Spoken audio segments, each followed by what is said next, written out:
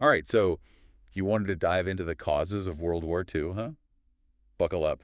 We went deep into all those historical sources you sent, and wow, it's way more complex than just one thing. Oh, it really is. It's like this tangled web of events. Yeah, like peeling back layers of an onion. Exactly. And it really challenges like all those simple narratives we always hear. Right. We think we know the story. Nazis, Pearl Harbor, Mm. good guys versus bad guys. But it turns out, stuff that happened years before the war even officially started played a huge role. Like, did you know that the way they drew the borders after World War I basically set the stage for round two? Absolutely. Yeah. The Treaty of Versailles, although it was meant to end the war and bring peace, it actually created a breeding ground for all this resentment and instability that, oh, Yeah, the Treaty of Versailles. More than just a peace treaty, huh? It wasn't all just handshakes and promises. no, not quite. The treaty slapped Germany with some incredibly harsh penalties. They lost a lot of territory, got stuck with these massive reparations they couldn't really afford, and their military was severely restricted. Wow. So imagine you're Germany, right? You just lost a war. Your economy's in shambles. Hmm. And then you're getting punished even more. Oof.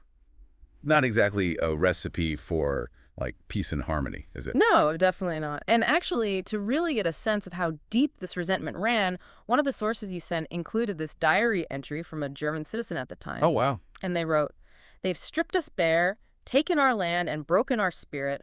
How can they expect us to just accept this humiliation?" Man, that's powerful. It really shows how the treaty, even though it was supposed to prevent another war, might have actually planted the seeds for it. So how did all this resentment actually play out? Did it, like, directly lead to Hitler? Well, it definitely created the perfect conditions for extremist ideologies to take root. But to Wow. really understand Hitler's rise, we have to look at the global economic meltdown of the 1930s, the Great Depression. Right, the Great Depression. I mean, that wasn't just a little blip, right? That was a global catastrophe. Yeah. It must have hit Germany hard, especially with them already struggling. It was devastating. Unemployment went through the roof, people lost their savings, and there was just widespread hunger and despair everywhere. This made these radical ideologies, like fascism, incredibly appealing, especially in countries like Germany, Italy, and Japan, who are already dealing with the fallout from the war and the Depression. Yeah, I mean, it makes sense, right? When people are that desperate, they're more likely to fall for these promises of easy solutions, even if those solutions are, like, extreme or dangerous. Yeah, It's like a survival instinct kicking in. So these, like, desperate times really paved the way for totalitarian regimes to take power, huh? precisely. Think about it. You're struggling to feed your family, and someone comes along and says, "Hey, it's all these people's fault, and I can fix it. I can make your nation great again." It's a powerful message. That's so true. It's like everyone was so busy just trying to survive, they didn't see the danger in these leaders' long-term plans. These guys weren't just like villains in a history book. They were masters of manipulation. Absolutely. Incredibly skilled at playing on people's fears and anxieties. They used propaganda, controlled the media, had these huge rallies, all to whip up this nationalist fervor and, demonize their opponents. So you've got this perfect storm brewing, Hmm. economic collapse, deep resentment, and these charismatic leaders who are ready to exploit it all. What were other countries doing during this? Were they just watching? Well, some tried to intervene, but their efforts were often misguided or just plain ineffective. Britain and France, still traumatized by World War I, they opted for a policy of appeasement. Appeasement. That sounds kind of passive. It was. They believed that if they gave Hitler a little bit of what he wanted, they could avoid another big war, keep him satisfied, contain his ambitions. Well, trying to reason with a bully, like, oh, if I just give you what you want, you'll leave me alone. Exactly. But that never really works, does it? Rarely. And in Hitler's case, it just made him bolder. Yeah, appeasement can have the opposite effect, right?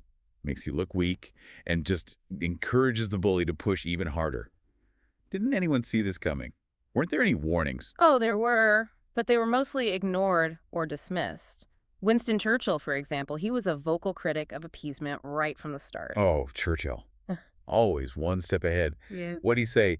Did those sources have any of his speeches? They did. In a speech from 1938, he warned, "We are in the presence of a disaster of the first magnitude. We have sustained a defeat without a war." He was basically saying that appeasement was only going to make things worse, lead to a bigger conflict later. Wow, he nailed it. So while appeasement was failing in Europe, what was happening elsewhere? Was this just a European thing at that point? Well, it was quickly becoming a global problem. While all this was happening in Europe, Japan was busy pursuing their own imperial ambitions in Asia. And that's where things get really interesting.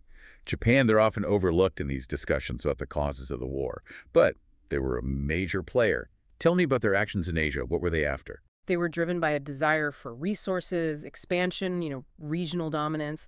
They invaded Manchuria in 1931 and then launched a full-scale invasion of China in 1937. So they were basically trying to carve out their own empire in Asia. Exactly, and their actions were brutal. The Nanjing Massacre, for example, a horrific event during their occupation of China, it's a chilling reminder of how ruthless they were. It's a reminder that the story of World War II wasn't just about Europe. It was global, with multiple players and these complex motivations. So we've got unchecked aggression in both Europe and Asia, economic turmoil, and appeasement is failing miserably. What was the final straw? What tipped the world into all-out war? The event that officially started World War II was the Nazi-Soviet Pact in 1939, a shocking alliance that stunned the world. The Nazi-Soviet Pact. That's right. It was like the ultimate plot twist. How could these two ideologically opposed regimes team up? It was a marriage of convenience, born out of strategic calculation. Okay, I'm on the edge of my seat. Break this down for me. What were Hitler and Stalin thinking? And how did this pact lead to war? Basically, Hitler wanted to expand east into Poland, but he didn't want to worry about a fight with the Soviet Union. And Stalin, well, he wanted to buy some time to build up the Soviet military and also grab some territory in Eastern Europe.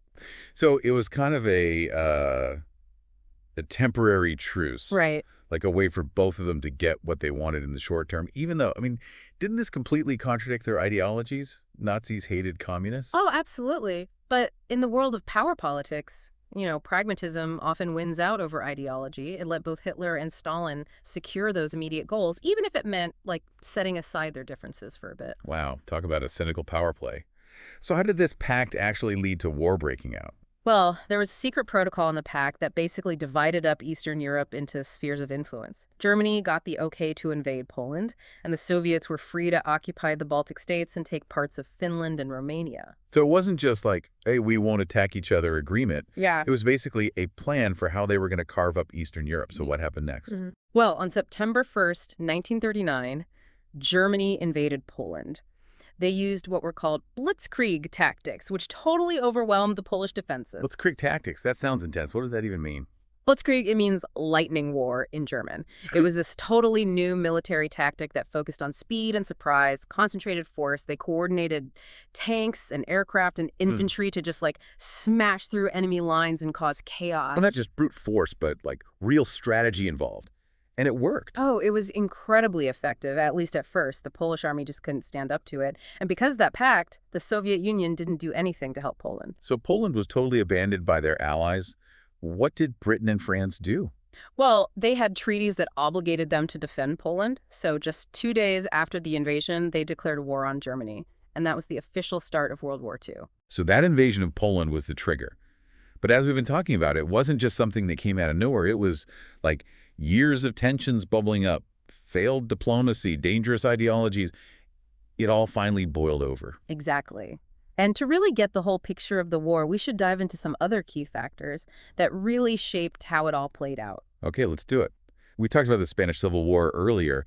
How did that, seemingly distant conflict play a role in all this? The Spanish Civil War, it went on from 1936 to 1939, and it was basically a testing ground for all the military tactics and technologies that would come to define World War II. A testing ground, like a dress rehearsal. Exactly.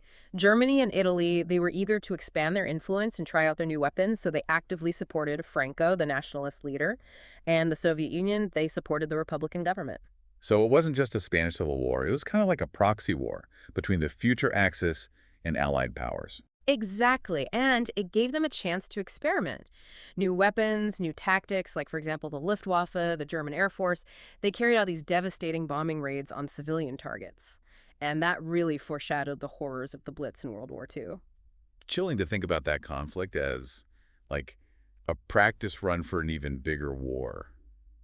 And those bombing raids, did they change military strategy at all? Oh, absolutely. The bombing of Guernica, this small Basque town in Spain, it really shocked the world. It showed just how terrifying air power could be and the potential for huge civilian casualties in modern warfare. It's a reminder that war isn't just about soldiers fighting on a battlefield. It's increasingly about civilians and makes the lines between, who's a combatant and who isn't really blurry. Yeah, and that's something that unfortunately continued throughout World War II and even beyond. Speaking of things that continue, we talked about propaganda earlier. Yeah. Seems like it played a big role in shaping public opinion and getting people on board with going to war. Huge role. Regimes like Nazi Germany, they had to control the narrative, they had to demonize their enemies and get their populations ready for war. Propaganda was essential for that. It's funny. We think of propaganda as this thing of the past, right? But with social media and the internet today, we're constantly bombarded with information, misinformation. It's like a modern form of propaganda. That's a really good point. The methods might have changed, but the basic idea is the same. Manipulating emotions, spreading lies, and silencing anyone who disagrees. It makes you wonder if we're as immune to it as we think we are. Right. Makes you think about critical thinking, media literacy, being aware of your own biases. It's all really important. Okay, let's shift gears a little. What about the role of technology? How did advancements in technology change the course of the war? Technology was decisive. From the tanks that led those blitzkrieg attacks to the aircraft, the submarines, technology was everywhere in World War II. It feels like World War II is kind of a turning point, right? Where technology really took center stage in warfare. Absolutely. It was all about industrial might and innovation. Like, for example, the development of radar. That gave the Allies a huge advantage in the Battle of Britain. They could detect incoming German bombers and get their fighters up in the air. And the atomic bomb. That was a total game changer, wasn't it? Oh, yeah. The atomic bomb, developed by the United States in this super secret project, the Manhattan Project, it marked this terrifying new era of warfare.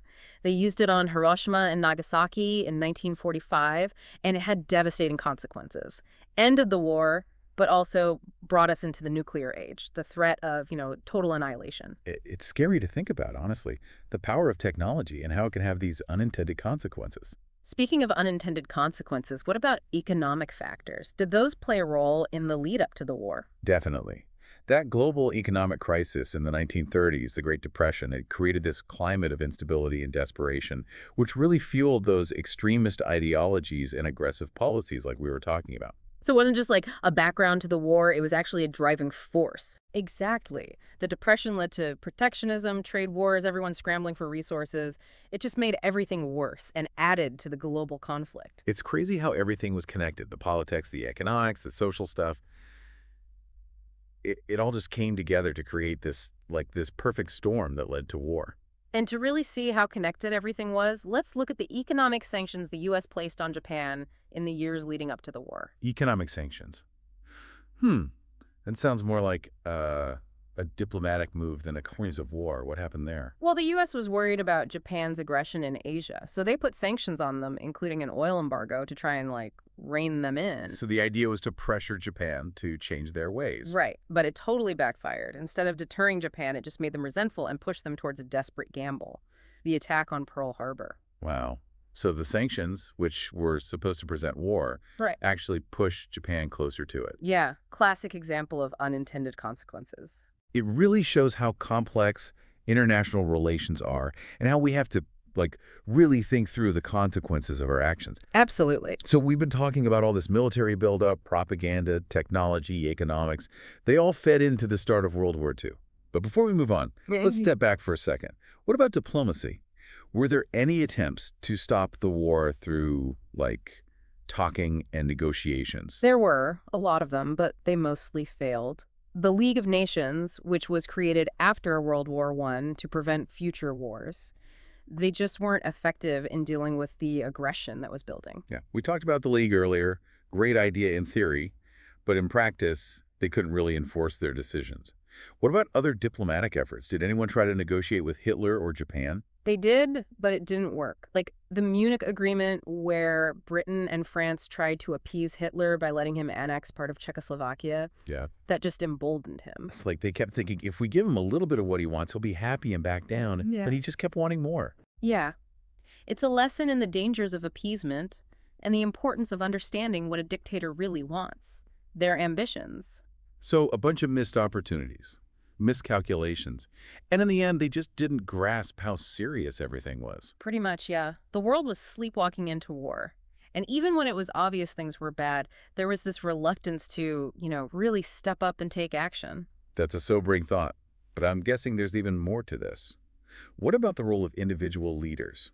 Their personalities, their decisions, did they really impact the course of the war? Oh, absolutely. While all these big, complex systems and events definitely played a part, the choices and actions of individual leaders had a huge impact on how everything went down. Okay, I'm ready to hear about that. Let's talk about the key players, what they were after, and the choices they made that shaped this global conflict. All right, well, let's start with the man who probably needs no introduction, but whose motivations are still, debated. Adolf Hitler. Hitler. Yeah, he's often portrayed as like this almost cartoonish villain, the ultimate evil, but the sources you brought paint a more nuanced picture. Right. It's super important to remember that while his actions were horrific, he wasn't just this like lone wolf operating on his own. He was a product of his time, a master manipulator for sure. But he exploited very specific anxieties and grievances that were like all over Germany after World War I. So he wasn't just like born evil. There were things that helped him rise to power. Exactly. Picture Germany after World War I. They're humiliated, the economy's in ruins, and they're pointing fingers at the Treaty of Versailles for all their problems. Hitler comes along and gives them scapegoats.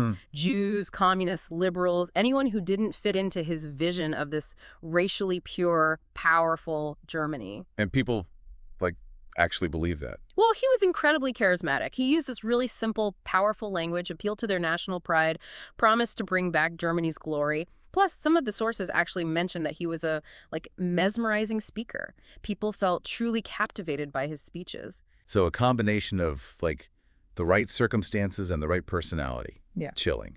But what about the other world leaders? They must have seen him as a threat. They did, but their reactions were complicated, to say the least. Take Neville Chamberlain, the British Prime Minister at the time. He truly thought appeasement was the only way to prevent another war. A big, devastating war. But as we've seen, appeasement really backfired. What about the other leaders? What about the United States? They weren't involved in the war for a while, were they? Right. The United States was very isolationist in the beginning. They were focused on getting over the Great Depression, and they were hesitant to get mixed up in another European conflict. But then Pearl Harbor happened. Exactly. The Japanese attack on Pearl Harbor in December 1941, that was a turning point for the U.S. It completely changed public opinion and forced them into the war. Yeah. I guess it's different, watching a conflict from a distance versus being directly attacked. So Pearl Harbor really made it a true world war. It did. And it shows how these seemingly isolated events can have huge global repercussions. This whole deep dive has been amazing. It's crazy how all these different pieces, personalities, political blunders, economics, how they all fit together to cause this global catastrophe. It really highlights how history isn't just inevitable, it's made by choices, big and small, made by individuals and nations. So for our listener who's been with us this whole time, what's the biggest takeaway? World War II wasn't just about one bad guy or one simple cause.